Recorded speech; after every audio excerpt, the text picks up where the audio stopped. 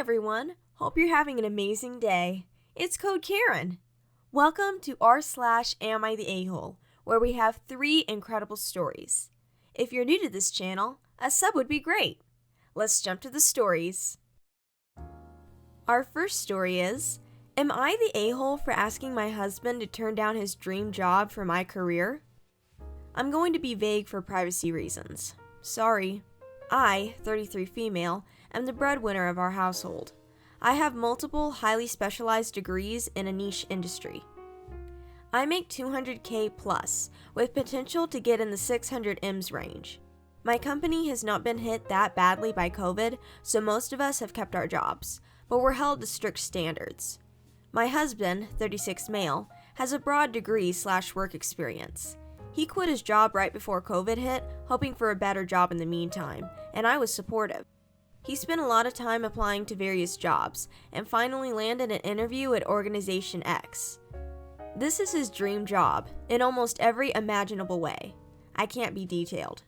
However, it's paying about $65K a year, which would be fine, except this job directly puts my job stability at risk. My company and this organization are adversarial, at best.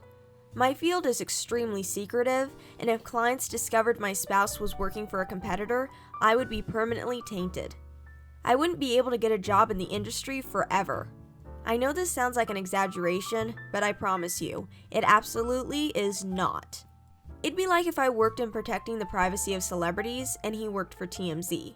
If he tapped my car, got into my work devices, he could use that to advance his career, and any trust I have in this field will be gone. Even if I trusted my husband not to do that, my clients and company don't. Worse, because my background is so specialized, this is the only field I can work in. I asked him to drop from consideration for this job, since if he got it, we'd lose my income. $65K a year cannot support us in the city. Plus, he does not have to work for this organization. Even if the job market is awful right now, his background gives him access to a wide range of jobs. But I only have this one niche field. He was extremely angry and said I was selfish and only cared about money.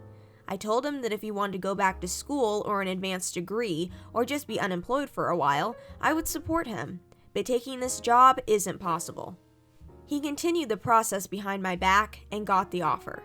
He wants to accept it because he says his career needs to take priority and that I wasn't being a supportive wife. I feel so betrayed, and I've contacted all relevant higher-ups in my company to inform them.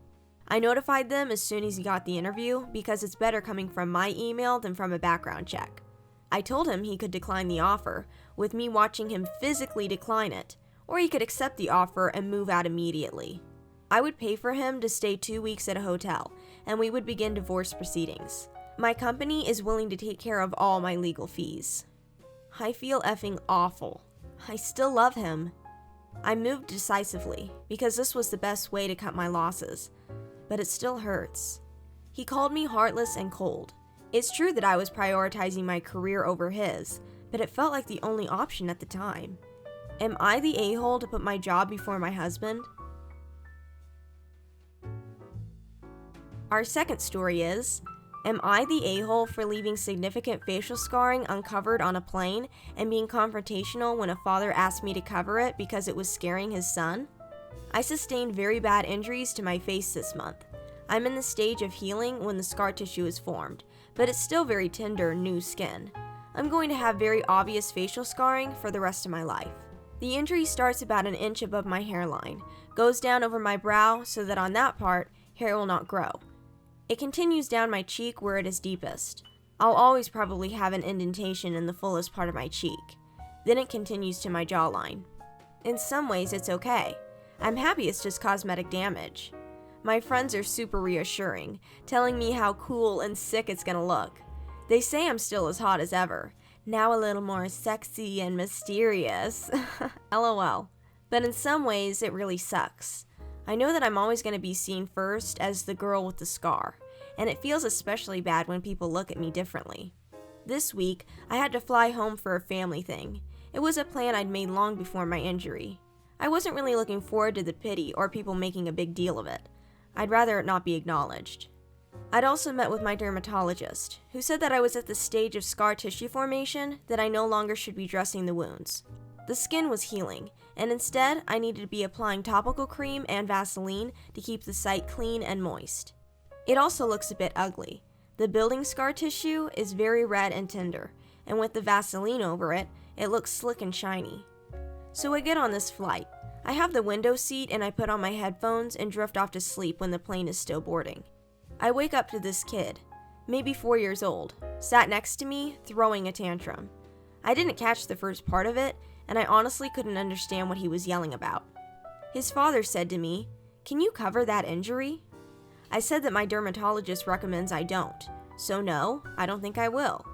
He started snapping at me saying, "There's no need to be so rude. That injury is graphic and it's scaring my little one." I said, "This is my face. The only darn face I've got.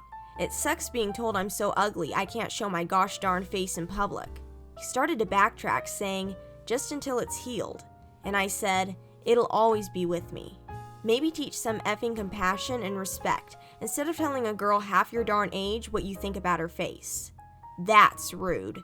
He actually got up after that, and I think went to a stewardess about a seat change, because a young couple came to sit next to me in a few minutes instead. I've got to admit, I felt so low that I put on my sunglasses and had a quiet cry for a few minutes. Am I the a-hole for not covering my healing scar and for being confrontational about it? Our last story is, am I the a-hole for not telling my wife that I picked her daughter up drunk from a house party? I'm going to try to keep this short and simple. I always tell my daughter and my stepdaughter if they're ever in a situation that they need to get out of, just call me and I'll drop whatever I'm doing and I will pick them up. No questions asked, no judgments made. I let them know that I used to be a teenager once before. I told them everyone is entitled to make bad decisions every now and then. We're only human, and it's a part of life. Last weekend, I got a call from my stepdaughter, 17. She told me she snuck out of the house and went to a party and had too much to drink. She was scared of passing out at the party because there was people there she didn't know. I got there just in time. She was so drunk, she couldn't even walk. I had to pick her up and carry her to the car. I told her I was disappointed that she snuck out, but I also told her I was glad she made the right choice, the safe choice to have me pick her up. I haven't told my wife about it, because I don't want to violate the deal I made with her. I want her to know she can trust me. I just hope I'm making the right choice. Am I the a-hole for keeping this secret from my wife? Comment below.